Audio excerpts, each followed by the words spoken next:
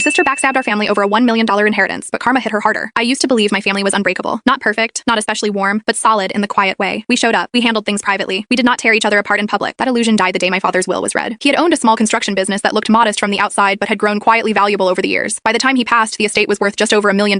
Not life-changing money for everyone, but enough to bring out parts of people I had never seen, especially in my sister. Growing up, she was the charming one. Quick smile, easy laugh. She always knew how to say the right thing, especially when adults were listening. I was the practical one. I stayed close to home. I helped my parents. I worked weekends at the business when my friends went out. My sister moved away early. She visited on holidays, hugged everyone, told stories about her exciting life, then disappeared again. So when the lawyer explained that my father had split the estate evenly between us, I was relieved. No drama, no arguments, just a clean division. That lasted about 10 minutes. My sister cleared her throat and said she had a concern. She claimed my father had promised her more. Not verbally, she said. In writing, a document he had supposedly shown her years ago, stating she would inherit the business outright because she was the older sibling. No one else had ever heard of this document. She said it must have been misplaced. Then she suggested we delay everything until it was sorted out. What followed was a slow, deliberate betrayal. She hired a lawyer, then another. She filed motions that froze the estate. The business accounts were locked. Payroll stalled. Longtime employees started calling me at night, worried about their jobs. She told extended family that I was trying to cheat her, that I had manipulated our father while he was sick, that I had pressured him into changing the will. None of it was true. What hurt most was how calmly she did it. She smiled through every conversation. She spoke about fairness. She said she was just honoring Dad's wishes. Meanwhile, legal fees ate into the estate. The $1 million began shrinking fast. After 8 months, the court ruled against her. There was no document, no evidence, nothing. The will stood as written. By then, nearly a quarter of the estate was gone to lawyers. I expected her to back down, apologize, at least acknowledge the damage. Instead, she doubled down. She demanded her half immediately and refused to contribute a single dollar towards stabilizing the business. She took the cash, walked away, and cut contact with the family entirely. That was the last time I saw her smile. Karma did not arrive with thunder. It came quietly, the way it usually does. 6 months later, I got a call from a mutual acquaintance. My sister had invested most of her inheritance into a startup her boyfriend was running. He promised quick returns, big growth, early retirement. The company folded in under a year. The boyfriend vanished with what little remained. She tried to sue him. He had nothing in his name. Then the tax notice arrived. She had misreported the inheritance, claiming deductions that did not exist. The penalties alone wiped out what she had managed to save. She sold her condo, then moved into a rental, then moved again. The final blow came when she tried to return. She showed up at my door 2 years after the will reading. No warning, no call, just her, standing there, thinner, tired, eyes darting like she was bracing for impact. She said she needed help, said family should not hold grudges, said Dad would not want this. I listened. I did not interrupt. Then I told her something I had learned the hard way. Family is not defined by blood alone. It is defined by what you refuse to do to each other when money is on the table. I told her I would help her find resources, job listings, a short-term place to stay that was not mine. But I would not give her money, and I would not reopen old wounds. Her face changed when she realized there was no payout waiting behind my door. No second inheritance, no safety net. She left without yelling. That hurt more than if she had. The business survived barely. The employees stayed. We rebuilt trust slowly. Holidays are smaller now, quieter. Some chairs will always be empty. As for my sister, I hear updates through distant channels. Temporary jobs, broken plans, long explanations that no one asked for. Karma did not ruin her in a single moment. It simply gave her exactly what she earned. A life where trust costs more than money, and no one is willing to pay it for her anymore.